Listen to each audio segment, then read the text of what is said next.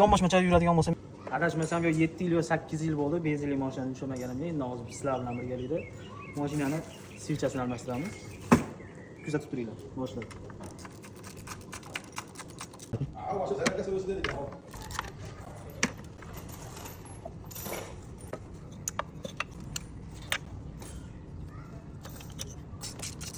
Mana uzun boltlar chiqardim.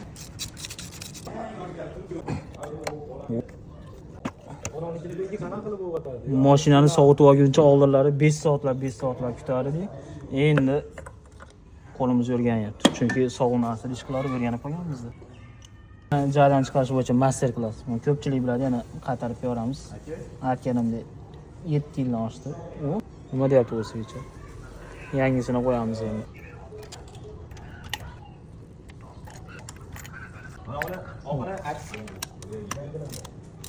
Qattiq tortmaysiz aka, mana nomiga mana tortib tamom.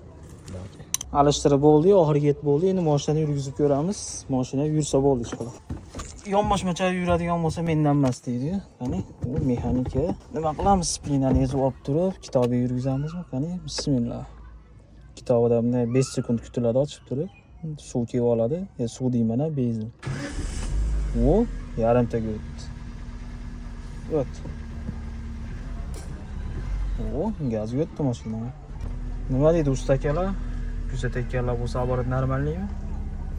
Shunaqa ishlar bo'lsa ham aloqaga chiqa olasizlar derdim-ku, lekin buni ixtiyoriy majburiy qildik buni.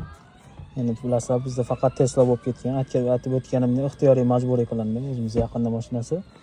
Xizmatlar bo'yicha bemalol aloqaga chiqa olasizlar. Teslalarda hamisha 150% bitirib beramiz. Tesla House kuzatishda davom etinglar.